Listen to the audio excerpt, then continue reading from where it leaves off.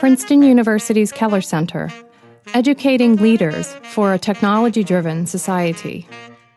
The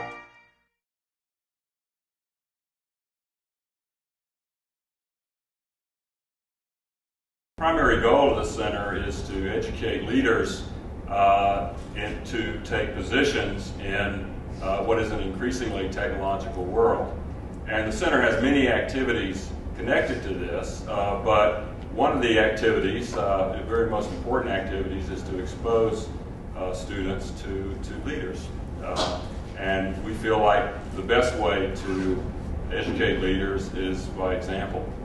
And one of the things that we do is we have a summer internship series called Preparing to Lead, in which students go and shadow leaders in industry, and mainly in technological industries, just to see what it means to be a leader. And another major thing we do is this seminar series, where we bring in leaders in technological enterprises, leaders who have been there and know what it's about, and can sort of give us the benefit of their experiences so that we can see what it means to be a leader in a technological enterprise. And our speaker today is such a leader. Lynda is the president of Advertising.com, which is a subsidiary of AOL, America Online. And she's been it and she are major forces in online advertising, and she's going to tell you a bit more about that. Now, of course, we've all seen in the news in the last few days that Microsoft is making a bid for Yahoo. This is a very dynamic business, business is changing very rapidly, and the landscape one day is much different from the landscape the year before. And I'm sure that Lynda, these are things that Lynda has thought quite a bit about and will tell us some things about later today. Prior to becoming president of Advertising.com, Lynda was executive vice president of AOL's audience business. Maybe she'll tell us a bit about what that is. Responsible for strategy, finance, and business development. She's also held several other positions at AOL, 2 senior vice president roles. One is for corporate strategic and financial planning, and another for acquisitions and strategic investments, which is, I think, what brought her to her current position. She was the driving force that led to AOL's acquisition of Advertising.com. Before joining AOL, Lynda was a partner in the firm of Arnold Porter, and I think she was a law firm of Arnold and Porter, and she was, I think, served as counsel to AOL, so she's had long experience with AOL. She's on the board of directors for Human Rights First, a very important organization, and also for Princeton Women in Leadership Steering Committee. And I think Sherrod may have given a talk to the Princeton Women in Leadership Conference last year. She's a Princeton graduate, class of 1982, Woodrow Wilson School. Not an engineering school graduate, but I'm sure she knows a lot about engineering now in her current job. She's also a graduate of Harvard Law School. In 1998, she was named one of Washington, D.C.'s top 40 lawyers under 40. It's very easy to believe. And this was by the Washingtonian. So, Lynda, thank you very much for being here. Well, thank you for having me. And as I told Vince earlier, I was a Princeton grad, class of 1982.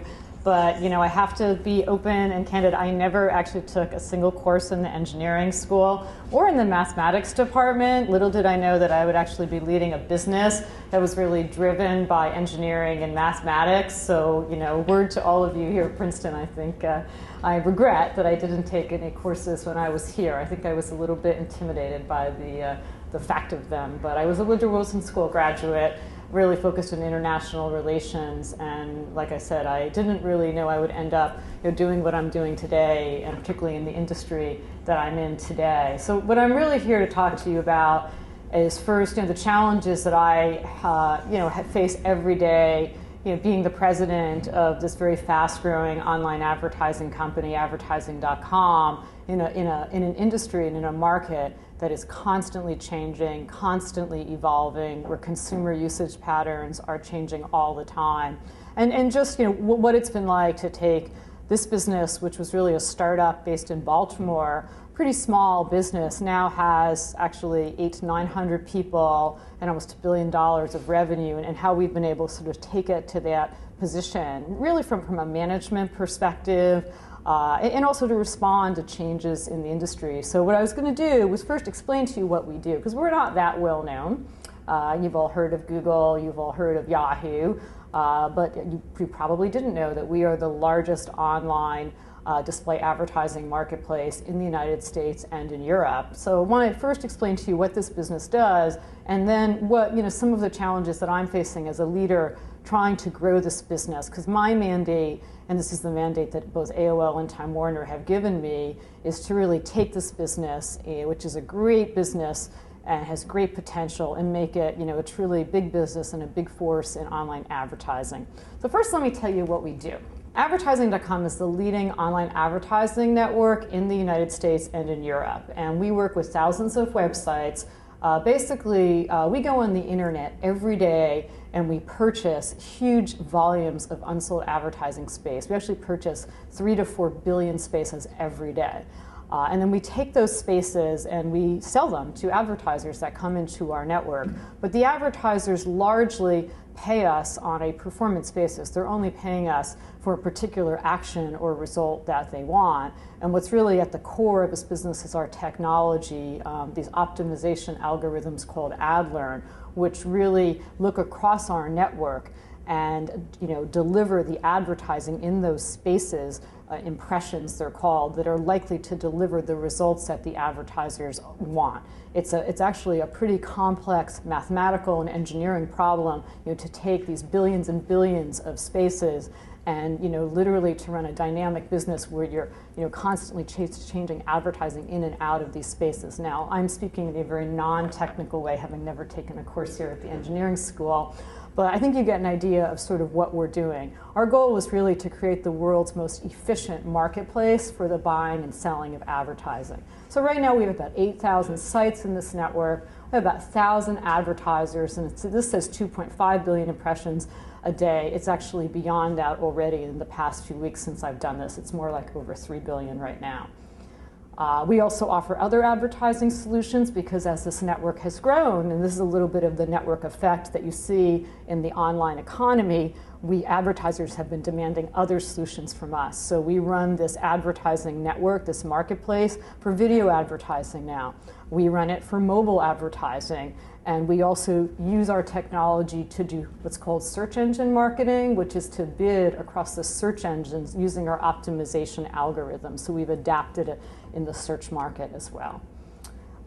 We are a publisher business. Our business is really all about the sites that we work with, the thousands of sites that come to us. If you have a website and you're trying to monetize that website to really to make the website exist and do what you want it to do, you'll sell advertising. And what you'll usually do is work with a company like Google to sell search advertising on your site.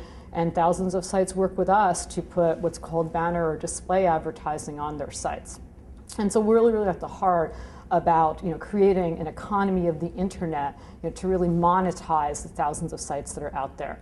And we're a global business. We're now in 9 European countries and Japan, and actually that's really doubled since I've been there. One of my mandates is to make this a truly global business, because this is a model that you can extend out globally. This is just, again, another configuration of what we do. I think I already went through this, but it's a series of networks and a series of ad-serving solutions. And this is just explaining the different advertising solutions that we offer in this network. What I really want to do is explain to you AdLearn, which is the technology that sits at the core of advertising.com. I didn't realize it was moving. This technology was developed actually by some Stanford professors, a professor named David Leuenberger in operations research at Stanford. And what's really at the core of this technology is the ability to do what's called sort of yield management or optimization. So when this business was founded, and it was actually founded 10 years ago, the goal of the founders was to create the most efficient online advertising marketplace, really the eBay, so to speak, of online advertising, the most efficient way to buy and sell online advertising. So again, what AdLearn is really doing is looking at really everything that's in this network And it was much smaller at one point. Now, again, it's 3 to 4 billion spaces a day. And in a dynamic, instantaneous way, trying to decision on where to place this advertising across the network. So AdLearn right now, again, we call it dynamic web display. It's also operating in search. It's also operating the lead generation area. It's available in 10 languages. And it's across 4 continents. And here is how it works. So this is really just a rendition of, these are all the sort of ad spaces that we have. And AdLearn is basically segmenting all of the inventory in our network, looking at the traffic, allocating creatives, and also looking at the data that's coming in the ad call that's coming into our system. So looking at that data and using that data to decide where to optimize the delivery of advertising. So it's looking at consumer interactions, it's tracking consumer interactions, it's looking at anything that it can. It's looking at where it's coming from, what part of the country it's coming from, any characteristics that it can get. Then it's taking that response data and it's analyzing it to determine the optimal ad placement. So voila, you have optimization. It's optimized to maximize the advertiser's demand, the advertiser's response, and to increase overall return in the network. And what it's also doing is testing. And it's actually doing it all the time. It's doing it hourly, and actually we're really doing it now every 15 minutes. So this is really a dynamic marketplace where advertising is coming in, and then ads are being placed across the network. So that's what AdLearn is. And we're constantly developing it. We have a team of about 40 mathematicians that we actually have out in Mountain View who are basically working on these algorithms every day and trying to refine them and make them even more dynamic. Our goal is to not only do this hourly, to be able to do this pretty much every minute. So how have we grown? In 2004, I just wanted to sort of give you an example of how this business has gotten bigger. And I actually joined in 2006 as the CEO. So in 2004, we had 300 advertisers. We had about 4,000 websites. We were reaching 100 million users of the internet. And when I say reach users, these are people that have seen ads that are served through our systems. We had about 500 million impressions or ad segments coming through our network every day. We were offering 4 products. We were in 5 countries, about $200 million of revenue, and about 285 employees. Well, today, where are we? Today we have 1,000 advertisers participating in this network. We have 8,000 websites across the world that are working with us. We're reaching in the United States 160 million internet users, which by the way is about 90% of the US internet population. Again, this data, like I said, is now incorrect as of about a week ago. We're doing about over 3 billion impressions a day. We have more than 10 products. We're in 10 countries. We've got over 250% revenue growth and more 800 employees. So the business is now, I wouldn't call it a big business, but it's definitely a moderate-sized business. And it is a challenge, by the way, taking a business, which in 2004, even though it had 285 employees, it's still sort of a startup, to the next stage of development. And what I really want to talk to you about is, as a manager and as a leader coming into a business like this 2.5 years ago, what sort of challenges did I have? I came to this business because I think this business has the potential to be a Google. I believe it has the potential, to really be the marketplace, the dynamic marketplace to buy and sell online advertising. So how are we going to do it? What are the challenges that we're going to be faced with to actually do this as a management team? So what I was really going to do in the rest of this presentation is tell you some of the things that I've done and the challenges that I've had. Before I do that, I want to talk about the internet and what the internet is like today, because consumer usage of the internet has really changed very dramatically. Back when I was at AOL in 1999, I started in 1999 and I left AOL in just at the end of 2005. AOL was the place to be. Most internet users, consumer users, went through the portals, went to AOL, went to Yahoo, went to Microsoft. That was the way they went into the internet and interacted with the internet. It was a safe environment, and that was great. But they were really controlling, almost all online advertising. And there really were every day, only in the United States, about 5 to 6 billion available ad impressions to be sold on a given day. And almost all of those ad impressions were really concentrated in these 3 very large portals. And what was the result? Pricing was very high because they controlled all of the supply of advertising, so they were also able to control the demand. And what's happened today, and this literally is in the past 3 years, things are changing so much. Today, I think there's about 30 to 40 billion impressions in the United States available a day. Why is that? Where are those coming from? It's actually not coming from Yahoo and AOL and Microsoft, MSN, whose consumer traffic is sort of largely stable. It's coming from MySpace, which I think has like 9 to 10 billion ad impressions available a day on its network. It's coming from Facebook. It's coming from all the blogs, all the user-generated content, the YouTubes of the world, all of the websites, little websites that have exploded. So again, you have a situation where, in 2000, 5 billion impressions available a day, and now you have 30 to 40 billion. So what has that meant? That has meant that the way internet advertising is bought and sold has changed dramatically. It means that companies like ours, advertising.com, whose systems are designed to aggregate space like that, are very well positioned. It also means that pricing is just is gone crazy. It's sort of a disruptive event. It's we're in the middle of a disruptive event in online advertising. So pricing is going down. In some cases, I think it's too low. You're really seeing just a change in the way pricing is done because the market has been flooded with so much of a supply of advertising space. So what are our challenges? What are my challenges been?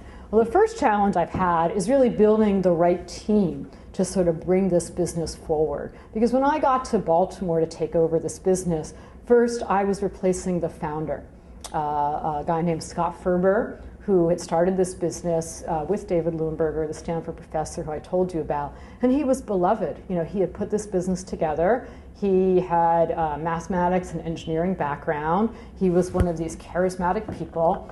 And then they had me, who had never taken any courses, even when she was at Princeton in this area, who was coming from AOL, and who was not the founder. I think I have some skills, but so what did I do? How did I take over from a charismatic founder? I actually thought about that a lot. One of the things I did was to not tarnish his reputation at all. Really just to make it really clear to the team, how much I valued all that he had done and all that he had built. The last thing I was going to do was to try to tarnish his reputation. So that was something, it was a very, very deliberate thing, not to do, and to make it really clear that I couldn't replace him, that, I had skills and, I would be leading them, and I hoped they would see me as their leader, but that I didn't have the same skills and wasn't trying to replace him.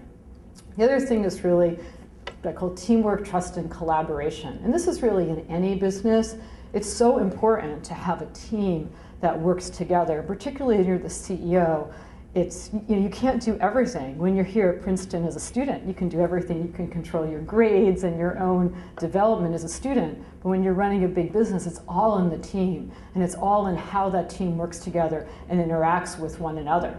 And that the team knows very clearly what their objectives are and that they're all aligned around the same objectives. So that's something we've worked really hard at. I worked really hard to build the team that I have with me, and I love this team. This is a terrific team of people.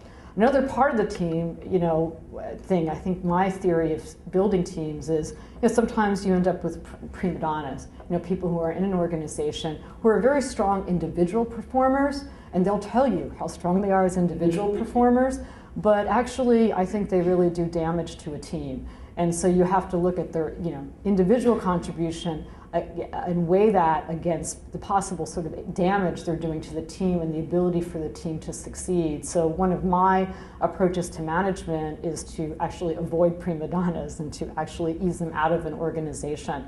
Because it's not about individual contribution. It's not. You can't make a business succeed. You can't make anything succeed, really, unless you have the teamwork. Another learning that I've had is, what is the right team? What are the skills? I had a lot of people at this business leave. They came to me and they said, actually some of the engineers said, it's not the same anymore. It used to be I could just go into the system and make any change I wanted at any time. And I said, well, we can't do that anymore. We have, hundreds of millions of dollars going through this every day. Now we have to have processes, now we have to have systems. It's not the same. And what I've said to a lot of these people is, maybe this isn't for you. Some people really like being in a startup environment, like the fact that everybody does everything, that, it's, roll up your sleeves. That's great. It's different in a bigger culture. And so you have to make sure that when you look at your team and just accept that the startup team may not be the team to take the business to the next level. Now, that being said, I've had a lot of people that have stayed with this business and have adapted, but I found some of the people that were there when it was 10 people have not been able to, to really work and succeed in an organization that has 800 people. Other thing is decision making and open dialogue of your team.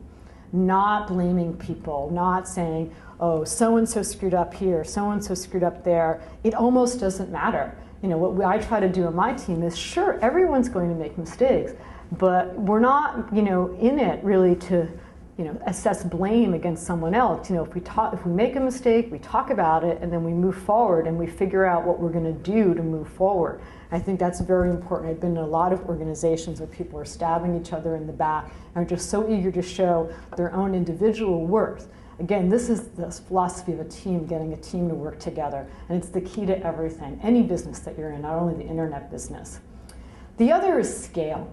Scale is really, really important, and I saw this at AOL.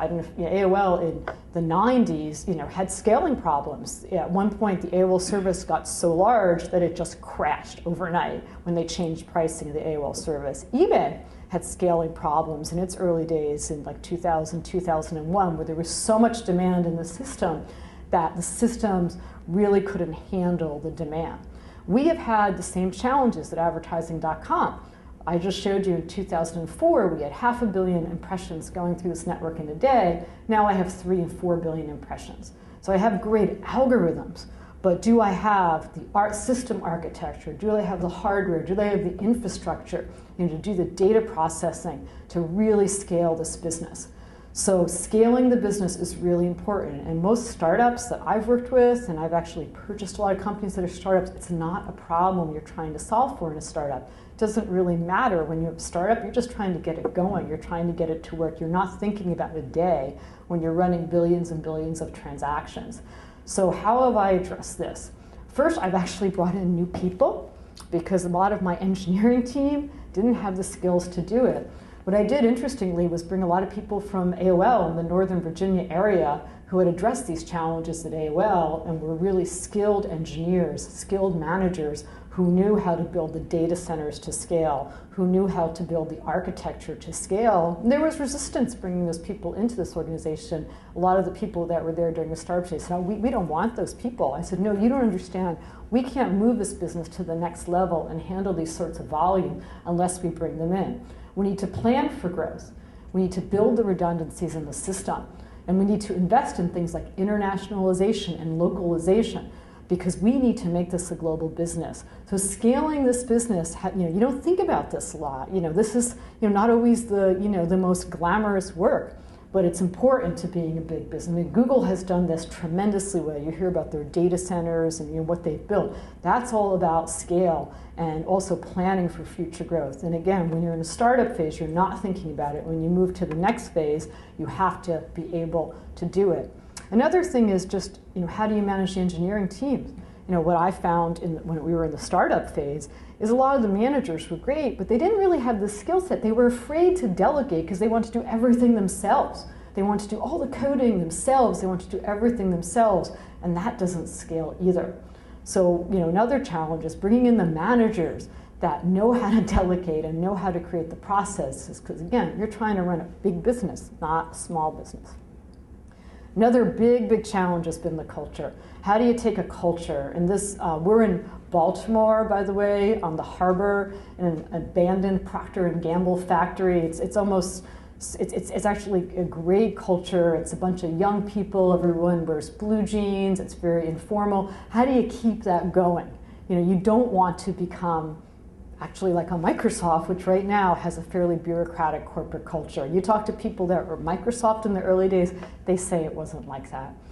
I was at AOL in the early days. It was a great culture. It was a great entrepreneurial culture. How do you keep that going? I actually lose sleep over this because I don't know any company in America, any big technology company that's kept their culture. When you think about it, Microsoft hasn't, AOL hasn't. I thought at one point Yahoo was, but you've seen all the things that have happened at Yahoo. I think probably the company that's done it the best is Apple, where they seem to still have the culture together about what the mission is of Apple and what it's trying to do. But yeah, actually this is an interesting thing from a research perspective. Who's kept that culture, this sort of startup culture and the passion? What big technology companies have? So what do you do? And this is what we're trying to do. And is it going to work? I don't know. But first, small teams. Always keep small teams and empower them. Make sure the teams are small. They have the ability, the power to do what they're set out to do, and that they don't get tied up in bureaucracy, and that they have to go through several different layers of hierarchy to get things done. Because if you do that, you destroy the spirit of these people. You destroy the spirit of what they're trying to do. The second thing is dedicated resources. When I was at AOL, there was a great engineering group, a great technology group, and it got huge. At one point, it was 2,000 engineers, and it was a pool of 2,000 engineers that could be pulled on and called to do anything at any time. That was really bad. They were unhappy, and no one really knew what they were doing. And the project lists were just enormous. So again, what ultimately was done at AOL was to break those people down into smaller, dedicated teams and dedicate the resources. At AOL, it started out in the right way. It was a startup, but it just kept getting bigger and bigger and bigger. So again, keep dedicated resources focused around small teams. Flatten the organization. I've never, when you put too many layers in an organization, it just kills hierarchy. It kills everything. It kills innovation. So you really have to work to flatten an organization. I've never seen an organization that can't be flattened in terms of reporting relationships. One of my rules of thumb is if you see someone and their only job is really just to sort of deal with other people internally and manage, and they're not actually really doing anything, they're just part of a hierarchy of reporting, you probably don't need that layer of reporting. Bureaucracy, you need it to some extent, and actually minimize is probably the wrong word. You should say avoid. You shouldn't have bureaucracy in an organization. It's really tempting as you're getting bigger to include, to develop a bureaucracy. And then an inclusive environment. You want to make people think and know that their opinions are valued, that they're part of this together. And it's really hard as you get bigger to do that. But if you don't do it, you're going to lose the spirit, you're going to lose the culture. And the other thing is just, it's almost sort of the wackiness that is there in a startup culture. How do you sort of institutionalize that and make that continue? We do sort of crazy things in Baltimore. First, we give out awards all the time, really silly awards to people. And it's actually sort of like a team building thing. We've all challenged each other to paint the conference, to decorate the conference rooms differently. So we had a competition to see whose conference room would be better. And our conference rooms look like a wreck, but it was really all about sort of encouraging the spirit of the team. We meet every morning, and I was telling Vince and Jane about this. We meet every morning at 9 a.m. in the United States, in every country that we're in Europe, and in Japan, and everyone in the company is invited to join this meeting. And I have to say, in Baltimore, we have like 100 people that are packed in a room, and we put up the results of how the network operated the day before. It's a bunch of data, but we put up, here's what worked in the network, here were the big advertisers, here were the big websites, here's where we made money, here's where we lost money, and it's sort of the organizing force every day in this business. And that meeting is not led by me or any of the senior management, it's led by the most junior people in the company, and it's all designed about giving them ownership. That this is their business, they're driving the results. So we do that every day. It's sort of a democratizing thing. So my philosophy to management is, keep it flat, put the dedicated resources together, try to make it as democratic an organization as you can. And you know what? Be wacky. Have your own culture. If whatever it is, whatever, it's so important for people to feel like they're part of something special. And when I was here at Princeton, I felt that I was part of something special, that Princeton was a really special place, and you have to instill that in a corporate culture. Processes. Processes are not fun. Processes are ugly, but when you're running a huge organization, you have to have processes. When I went to Baltimore to take over advertising.com, again, what did I look? Our financial processes were a mess. We had these great algorithms, we had this great advertising network, but we were doing a lot of our financial stuff on a spreadsheet. It's not going to work. You can't have 4 billion transactions going through your network every day and not also have the financial and the legal processes behind that. People don't always think about that. You need to do that, and you also need to do it for compliance reasons. We're part of AOL and part of Time Warner, and so we have very strict rules and guidelines that we have to ensure that we can report up to them since they're a public reporting company. Project management. I'm going back to engineering. You have to make sure you just can't have a bunch of dozens of technology projects, hundreds of technology projects happening at the same time without any understanding of how you're allocating resources, what's in that technology pipeline. Again, this is the unglamorous stuff. If you don't do it, you won't be able to drive innovation and results in your organization. Compensation, making sure people are compensated in a way that drives accountability. Internal reporting so that everybody can see what's going on in the business as the business gets bigger. As the business gets bigger, not everyone's going to be involved in every part of the business. In a startup, everyone's involved in everything. So you have to develop reporting that people can see and understand how the other parts of the business are doing, even if they're not involved. And then recruitment and talent acquisition. You have to plan for it, because as your organization gets bigger, it can't just be, I know this person down the street who would be interested in working here. You have to plan for your talent. Results. How do you achieve great results? This is a little bit of what I was talking about before, ownership. You have to make everyone in an organization believe that it's their results, that they can take ownership of what they're doing. We do it at advertising.com through that meeting in the mornings at 9 a.m., where that's sort of the great organizing force of the day. We do it in our compensation plans, where everyone is compensated in a way that's directly tied to what they do. I've been in other organizations where variable compensation is tied to some bigger amorphous number, and you sort of sit there in your office every day and you say, does anyone really care if my job is really going to make a difference to achieving these numbers? So people have to see that what they do is going to contribute to the success of the business, and it's going to contribute to the money that they make. It's really, really important. In a startup, people have that esprit de corps. As you get bigger, again, it's all about the small groups, the focused compensation. Transparent reporting, I talked about that already, so everybody knows what's going on. Acknowledging and learning from failures and celebrating successes. We give awards out all the time, awards for innovation. And we award innovation even if it fails to produce the desired results, because it's really important in a technology organization to keep the innovation going. And that's my last slide. How do you really drive continued innovation in a business like ours? We are in probably the most dynamically changing industry in the world right now. There is nothing more dynamic than the internet, and there's nothing changing as quickly, where there's so much investment and competition going on, as internet advertising. There's also big guys in this space. We talked about Google, we talked about Microsoft, we talked about Yahoo. So how do we do it? How can we keep it going? First, you never can rest. You have to constantly be thinking about what you can be doing next, because it's, this industry is changing so quickly. And in a way, that sounds like, oh my God, can you know? But you have to be. I mean, you have to be to respond to to the changes in this industry that are happening every day. There's a book called The Innovator's Dilemma, which you should read at some point. It's by a Harvard professor, and it talks about a lot of companies that were very innovative at one stage in their careers or in their development, that they stopped innovating. Why did they stop? First, they actually developed a sense that they were better than everyone else. They developed a sense that they were smarter than everyone else. After all, they're at the top of their industry.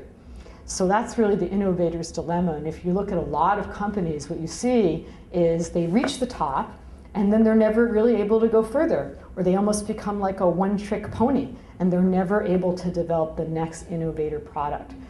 Part of it is, I think they come to believe that they are better and smarter than everyone else. So that is, I think, one trap you cannot fall into. You can't say, we're the best, our systems are better. You always have to look at what your competition is doing. And if you don't, you're going to end up being in the innovator's dilemma. You have to embrace disruption. I was talking about the internet right now and the fact that you've gone from a very small, concentrated supply of available advertising to be sold to something that's 8 to 10 times what it was a few years ago. That's disruption. And you know, if you look at what a lot of the companies are saying, they're saying, oh, we got to get back to raising pricing. We got to get back to this. They're not embracing the disruption. They're trying to, you know, push it away. It's not going to change. You have to look at where consumers are going, and if it seems illogical, it doesn't matter. These are the consumers. You have to listen to them, and you have to embrace disruption, because disruptive technologies often lead to innovation. You know, there's also sort of a process part of innovation. As you're running a big business, everyone's really focused on the numbers, hitting the immediate results. So you have to put people in a position that they're thinking strategically, and we do strategic reviews, but we don't only do sort of organized strategic reviews where it's like, oh no, it's like that strategic review meeting that's happening on a given day. We also do impromptu reviews, just sitting down, getting people to sit down in a corner and say, you know, how can we respond to what's going on today? And what we're doing in our business, by the way, is trying to make this even more automated and even more self-service. Because what really I think is going to take this business forward to make it truly the most efficient marketplace is not only to have, like I have a sales team that sells this advertising, but really to make it as self-service as possible, make it as open as possible, have as many people being given the ability to enter this marketplace and to buy and sell advertising. And then lastly, how do you determine the best way to expand? It's not only by building products and businesses internally. You need to do a lot of that, but also you need to look at acquisitions. And I've done several acquisitions in the past 2 years. Since I've been here, I actually did one on Monday. I bought a company in Newcastle, England, that does a type of advertising really in the e-commerce area called affiliate marketing. And I actually looked all over the world for the best company and the best platform and found it all the way up in northern England. So that was an instance where we decided it was best to expand by acquisition rather than by internal development. And acquisitions are really, really hard. By the way, I ran mergers and acquisitions for years at AOL. It's actually very easy to acquire the companies. You know, you get a financial spreadsheet, you do your valuation, you buy the company, but then you own it. And you have to figure out how do you integrate the business. And integration is really the hard thing. And I have found after, you know, being a finance person and running the numbers that it's actually very old-fashioned. It's all about, it's like getting married. It's like, actually, can I work with these people? Can I work with these people? Do we think alike? Do we have the same culture? Because if you don't, it's going to fail. I guarantee you it's going to fail. You can run all the numbers that you want, but if the teams can't work together, it won't succeed. So I work very hard, and I've had, I think, mixed results here to try, when I buy companies, you know, to integrate them and to bring the businesses together. And you know, again, in the news this week, you hear a lot about the Microsoft bid for Yahoo, and one of the concerns there is really, can you actually integrate those businesses? Can you integrate those cultures? I don't think you can. I mean, you know, I saw this at the Time Warner AOL merger where you put two dramatically different cultures together, and you never really were able to sort of work together as a team. And I think if I were at Microsoft today, I'd be very concerned. You know, what's going to happen if I make this bid for Yahoo? And it takes a year and a half for the deal to close because it has to go through antitrust review in the US and in Europe. First, during that year and a half, probably everyone at Yahoo will leave, or a lot of people will leave. You know, how do you then pick up the pieces and keep going? So it's really a challenge. I'm not a person that doesn't support acquisitions. That was my, you know, I did mergers and acquisitions for a long time. But I think you have to be really careful and selective about what you do and how you do it. So that's really all I want to talk about in a formal way. But again, just to give you a sense about what it's like for me on a day-to-day basis, running this large technology company, and it's it's very challenging. It's very exciting. It's really all about bringing the teams together and having the ability to constantly drive innovation in a changing market. So that's my formal presentation. I don't know if you have any questions. Would you be willing to take some questions? Absolutely. Please ask questions. I will be sad if you don't. Yes? How do you, with the smaller teams, how do you get them to work together? What's the way that you make them interface and work? That's interesting. I mean, a lot of the teams have their own plans as to what they have to do, and they're really almost required to work together. One of the things is we reward collaboration, and so if teams are really working together, literally we give monetary awards to people. We sort of point that out and we celebrate it. So that's one of the things that we do. The one thing is for the teams not to feel like they're competing with one another, because that will destroy things. Yes? So you mentioned you have significant international presence. How do you decide what's the next country to go to, and then what does it actually take to make it happen? That's a great question. I go back to the basics of supply and demand. So what we do is, what we've been doing is looking at each market and seeing first where there is enough of a supply of advertising impressions to be purchased, but then at the same time looking to see whether there's enough demand if you come into this market that you will have local advertisers that are willing to bid and buy for the advertising. The reason I went into Japan, which is actually Japan is the second largest market in the world for online advertising, but it's not actually growing that much. Internet usage is growing in Japan. It had a high concentration of internet usage. Was that the supply and demand were in pretty good balance. You had a lot of supply of advertising and you had a lot of demand for advertising. I've actually held off on going into China because right now when you look at the Chinese market, there's huge supply of advertising impressions, but the demand is still very, very small. So the way our marketplace works, if you're there, it really, it won't really work that well if there's not a good source of demand. Now that being said, you have to go there, you have to go to China, you have to go to India, but it's just about sort of when, you don't want to go when someone else is there, and then you've lost the ability to really make a defining presence in the market. But in terms of sort of money, I went to Japan first because I knew I could make money there and use it as a jumping off point for the rest of Asia. So again, I just go back to supply and demand. So what does it take to get started there? So what you have to do to start this business going is you first have to start buying advertising inventory. So you actually have to go and almost like stockpile it for a little while because you can't open for business and then not have anything to sell. So it's almost like a stock market, and you're trying to create a trading environment. So you have to go in and basically lose a lot of money for a few months. So we look at things analytically and say, okay, if we go in and we start buying, how much, when can we start making money? When can we start turning on the demand after we build up a sufficient source of supply? So it's a risk. You've got to go in and say, okay, I know I'm going to lose money, but I know that these systems work, and I know that I'll be able to get this marketplace going. So we do an economic analysis, but even financial analyses, and actually this is something about innovation, they don't always tell you everything. You can't be just, everybody can do discounted cash flow analysis and forecast, P&Ls and all that, but at the end of the day, if you know it's going to work, I would say do it. Because you can't, in this industry, particularly in the internet, you can't predict what's going to be a success. So I think you can't always listen to what your financial analytics tell you. So even China, I look at China now, I'll tell you it's not going to work in the short term, but I know I have to be there in the long term. So it's just a matter of when. Yeah? Can you buy based on performance? In other words, only pay when you perform because that's the way you sell? You can do that. I mean, part of the model of advertising.com was to take the risk out of advertising. So for all the websites that we were working with, to basically say, you don't have to take the risk that your advertising is going to go unsold because we will just pay you a flat fee for it.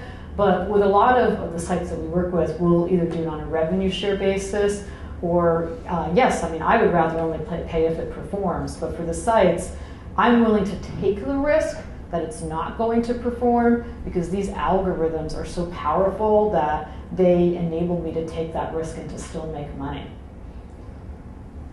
Yeah?